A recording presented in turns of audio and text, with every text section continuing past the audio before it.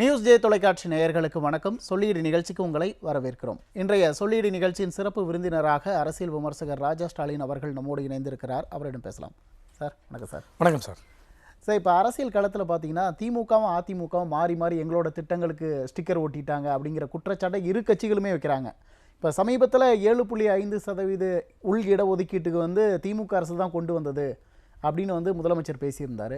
அதற்கு எதிர்க்கட்சி தலைவர் இது என்னோட சிந்தனையில் உதிச்ச திட்டம், நாங்கள் தான் கொண்டுட்டு வந்தோம் அப்படின்லாம் பேசியிருந்தாங்க. உண்மையிலே திட்டங்களுக்கு ஸ்டிக்கர் ஓட்டுறது யார்? திமுக தான். ஏன் அப்படின்னா குடும்ப விலக்கு திட்டம் அப்படின்னு அதிமுக தன்னுடைய தேர்தல் அறிக்கையில் 2021 தேர்தல் அறிக்கையில் போடுறாங்க. அதாவது இந்த மகளிருக்கு இப்போ கொடுத்தாங்களே கலைஞர் மகளிர் உரிமை தொகைன்னு கொடுத்தாங்க இல்லையா, அந்த தொகை திட்டம் அதிமுக தேர்தல் அறிக்கையில் குடும்ப விலக்கு திட்டம் அப்படின்னு பேர் வச்சு தேர்தல் அறிக்கையில் கொடுத்துருந்தோம். அதில் என்னென்னா ஒவ்வொரு குடும்ப பெண்களுக்கும் 1500 ரூபாயும், ஒருவேளை பெண்கள் இல்லாத குடும்பத்தில் அப்பா இருப்பார், மகன் இருப்பான், பெண் வாரிசே இருக்காது, அப்படிப்பட்ட குடும்பத்தில் ஆணுக்குமே தர்றதா நம்ம அதிமுக கொடுத்துருந்துச்சு தேர்தல் அறிக்கையில்.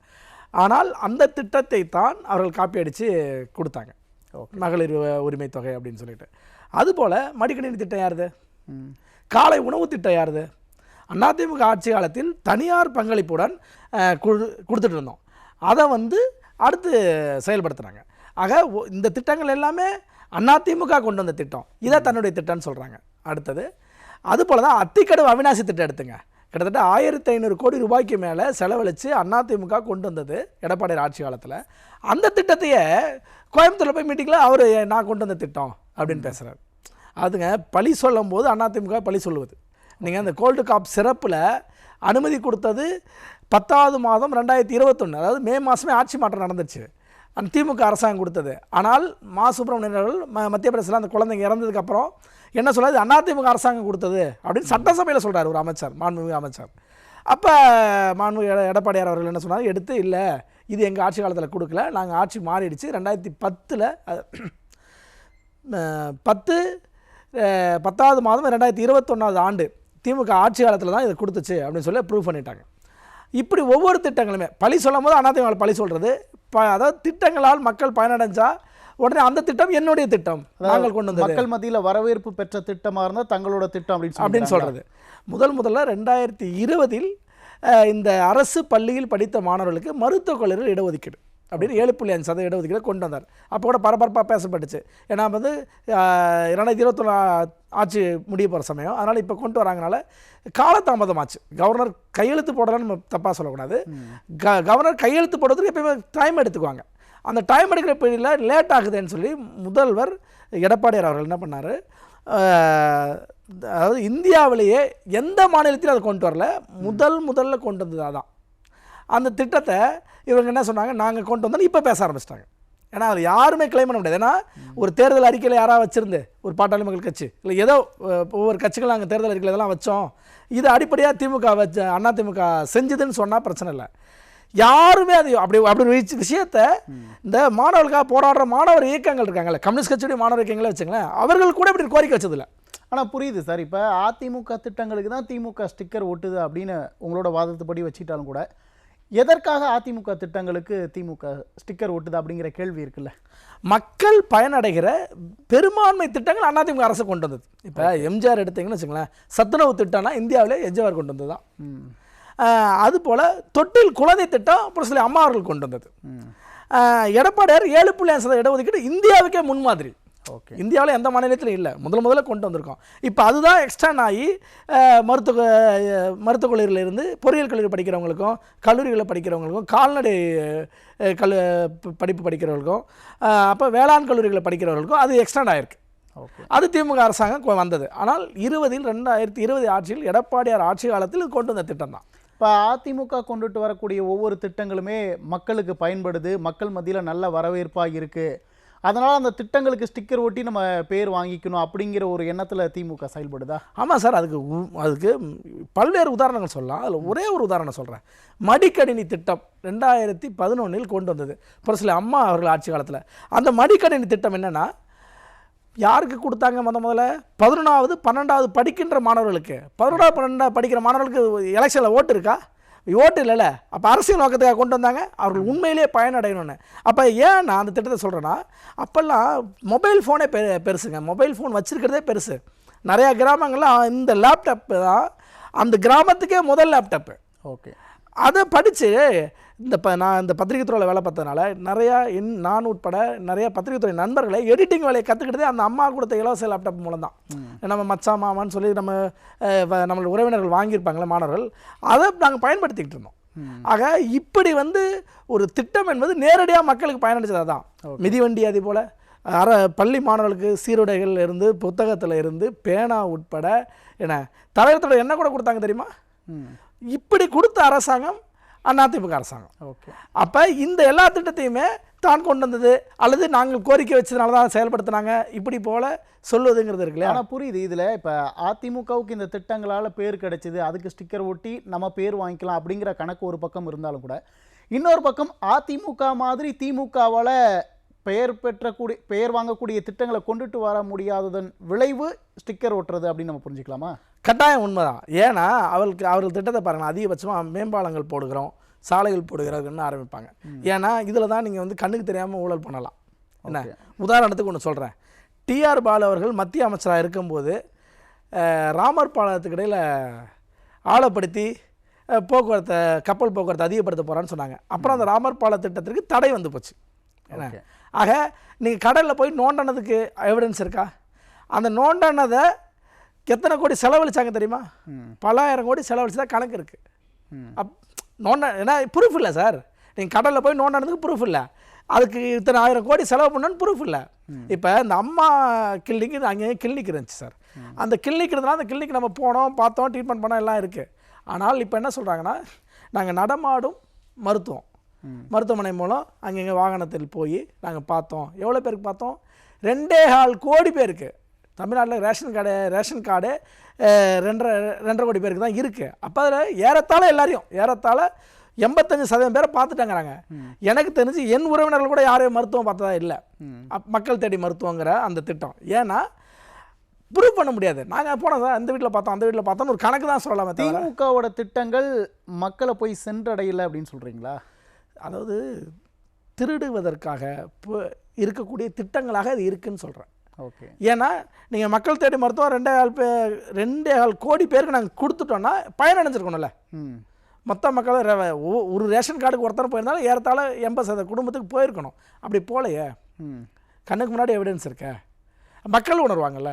ஆனால் திமுக சொல்லக்கூடியது நாங்கள் கிட்டத்தட்ட ஒரு 520 வாக்குறுதி கொடுத்து ஒரு 80% வாக்குறுதிகளை நாங்கள் நிறைவேற்றிட்டோம் அப்படின்லாம் சொல்கிறாங்க. அப்போ அந்த 80% வாக்குறுதிகளும் மக்களை போய் சென்றடைஞ்சிருக்கும்ல. அதாவதுங்க 8% தான் நிறைவேற்றினாங்கன்னு ஒரு அரசியல் கட்சியை சேர்ந்தவர் புத்தகமாகவே போட்டு வெளியிட்டாருங்க. சரிங்க. அப்படி வெளியிட்டதற்கு பிறகு கூட அந்த புத்தகம் வெளியிட்டவருமே மீது வழக்கு போட வேண்டியதானே திமுக. 8% தான் நீ வாக்குறுதி நிறைவேற்றினீங்க அப்படின்னு வார்த்தையில் சொல்லிட்டு போல, அவர் புத்தகமாக போட்டு அங்கே எங்கெல்லாம் பிரச்சாரம் போகிறாரோ, அவங்க கட்சி கூட்டம் நடக்குது, அங்கெல்லாம் புத்தகமாக வெளியிட்டார். அப்போ அவர் மேலே வழக்கு போடலை. ஆக இவர்கள் 8% தான் நிறைவேற்றினது அப்படிங்கிறது தான் உண்மை. ஏன்னா அதுக்கும் ஒரு உதாரணம் சொல்கிறேன். மாற்றி மாற்றி பேசுவாங்க, பொய் பேசுவாங்கிறதுக்கு உதாரணம், தங்கம் தென்னரசு எஸ்.எஸ். சிவசங்கர் தலைமையில் பத்திரிகையாளர் சந்திப்பில் என்ன சொல்கிறாங்கன்னா, 404 வாக்குறுதிகளை நாங்கள் நிறைவேற்றிட்டோன்னு பத்திரிகையாளர் சந்திப்பில் சொல்கிறாங்க. அடுத்து 2 வாரம் கழித்து முதல்வர் ஒரு பத்திரிகையாளர் சந்திப்பு நடத்துகிறார்.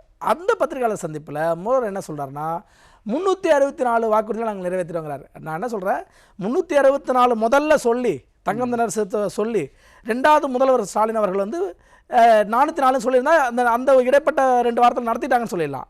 ஆனால் முதல்ல 404ன்னு சொல்லிட்டு அடுத்த 2 வாரத்தில் எப்படி 364 வந்துச்சு? ஆனால் புரியுது, எப்படி குறையுது? ஏற்கனவே முதலமைச்சர் தரப்புலேருந்து கூட என்ன சொல்லுங்க, 90% வாக்குறுதிகள் நிறைவேற்றிட்டோம் அப்படின்னு முன்னாடி சொல்லியிருந்தாங்க சார். இந்த 80%ங்கிறது இப்போ சமீபத்தில் சொன்னது தான். ஏன் அந்த வாக்குறுதி விஷயத்தில் திமுக அரசுக்கு இவ்வளோ ஒரு குழப்பம் இருக்குது சார்? இந்த சென்னைக்கு சொன்னாங்களா சார் 4000 கோடி, 4000 கோடியில் அங்கே சென்னை புறநமைச்சிருக்கோம், தண்ணியே நிற்காது அப்படின்னு சொன்னாங்கல்ல. அப்போ அந்த 4000 கோடி எங்கே?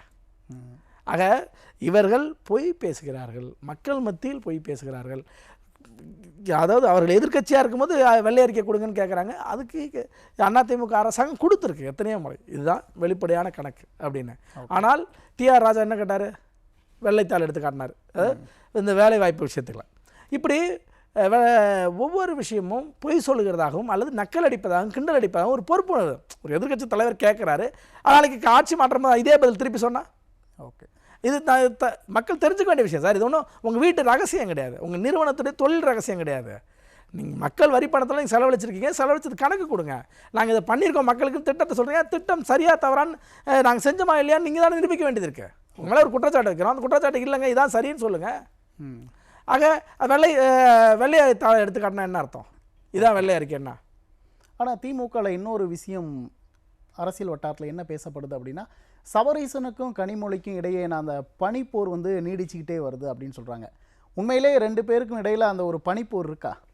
அதாவதுங்க, தொடர்ந்து சபரீசன் அவர்கள் அதிகாரத்தில் இல்லாமல் ஆனால் அதிகார மையத்தில் இருப்பது ஓகே அப்படிங்கிறத செஞ்சிட்ருக்காரு. அப்படி தான் பார்த்தீங்கன்னா அந்த வெளிநாடு பயணங்கள்லாம் கூட போனார் முதல்வர் கூட துணைவியார் போகிறது நடைமுறையில் இருக்கிறது தான். எல்லோரும் போனால் வெளிநாடு சுற்றுப்பயணம் போனால் கூட்டு போவாங்க, பிரதமர் போனால் கூட்டு போவாங்க, இதெல்லாம் நடைமுறையில் இருக்கிறது தான். ஆனால் யாரும் மாப்பிள்ளையை கூட்டு போன பழக்கம் இல்லை. ஆனால் மாப்பிள்ளை சார் எங்கே போனாலும் கூட போகிறார். மாப்பிள்ளை சார் போய் இன்னும் விசிட் பண்ணி அவர் பேசினா அவர் ஒரு முடிவு எடுத்து இன்னாரை சந்திக்கணும்னா அவர்களை தான் சந்திக்கிறாங்க.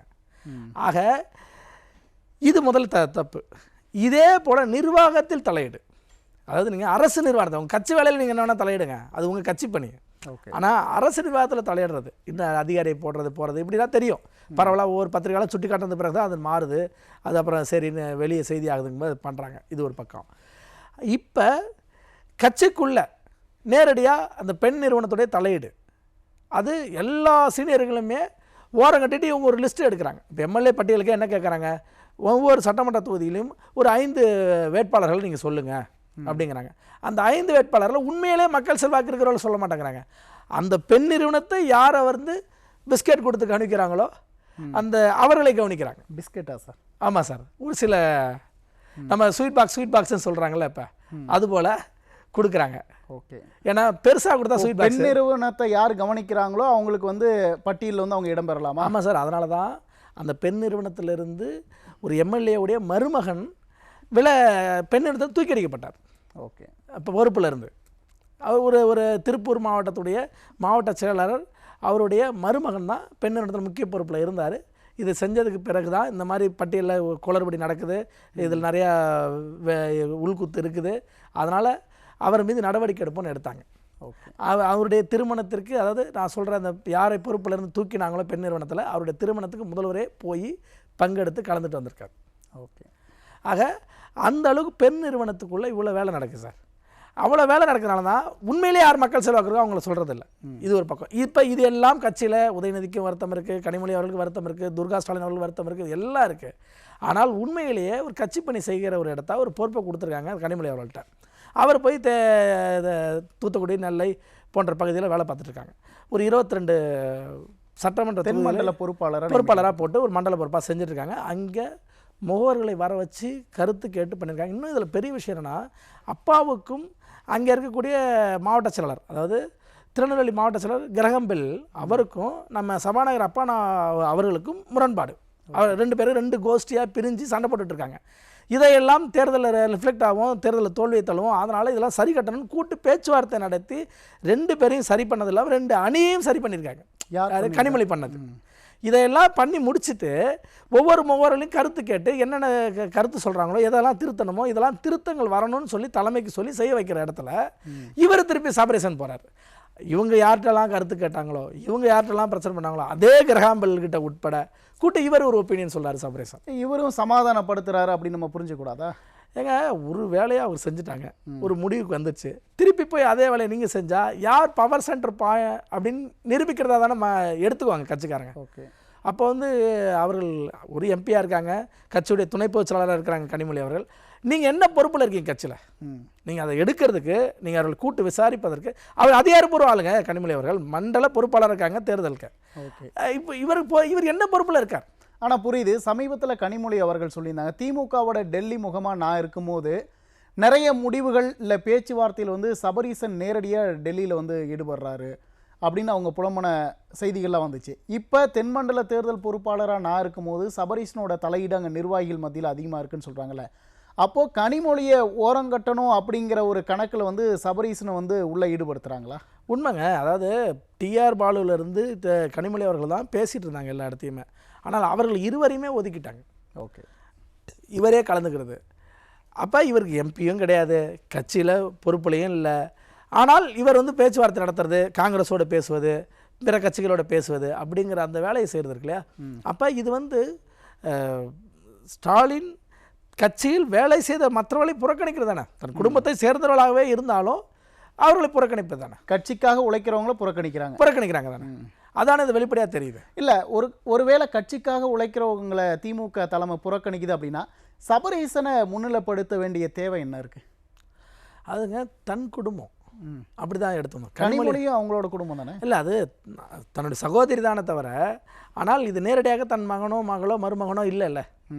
கட்சிக்கு அடுத்து யார் தலைமை வருவாங்க? இப்போ ஒன்றும் இல்லைங்க, ஆந்திராவில் என்ன நடந்துச்சு, ராஜசேகர ரெட்டி அவர்கள் இறப்புக்கு பிறகு ஜெகன்மோகன் ரெட்டிக்கும் அவங்களுடைய சகோதரி அவர்களுக்கும் பிரச்சனை. இப்போ சகோதரி அவர்கள் தான் காங்கிரஸில் முக்கிய பொறுப்பில் இருக்காங்க, மாநில பொறுப்பில் இருக்காங்க. ஆனால் இவர் தனியாக கட்சி வச்சு நடத்துகிறார் ஜெகன்மோகன் ரெட்டி. அது போல் ஒரே குடும்பமாகவே இருந்தாலும் சகோதரன் சகோதரிக்குள்ளே பிரச்சனை. அப்போ இதே மாதிரி நிறையா முலாயம் சிங் யாதவுடைய மகள் பிரச்சனை. ஆக இப்படி இவரெல்லாம் என்ன பண்ணுறாங்கன்னா, இந்த மாதிரி ஒன்று முன்னுதாரணம் ஆகிடக்கூடாது, அப்போ உதயநிதிக்கு எந்த பிரச்சனையும் வந்துடக்கூடாது அப்படின்னு சொல்லிட்டு இப்போயே என்ன பண்ணுறாங்க, பவரை கொடுக்குற மாதிரி கொடுத்துட்டு செயல்பட விட மாட்டாங்க. அவர்கள் தான் கட்சியில் பொறுப்பு, ஆனால் அவர்கள் செயல்படக்கூடாது, அல்லது அவர்கள் எடுக்கிற முடிவு கட்சியில் நடைமுறைப்படுத்த முடியாது. கனிமொழியை முடக்கி வைக்கணும் அப்படிங்கிற ஒரு திட்டத்தோட செயல்படுறாங்க. வெளிப்படையாக தெரிகிறது, இன்று வெளிப்படையாக தெரிகிறது. அது காலங்காலமாக இருந்துச்சு, அதாவது நீண்ட காலமாக இருந்துச்சு, இன்றைக்கி அது வெளிப்படையாக தெரியுது ஓகே, இந்த நடவடிக்கையின் மூலம். ஓகே சார், நேரத்தை செலவிட்டு கருத்தில் பயந்தமைக்கு மிக்க நன்றி சார். மிக்க நன்றிங்க. நேயர்களே, மற்றும் ஒரு நிகழ்ச்சியில் சந்திப்போம். நன்றி, வணக்கம்.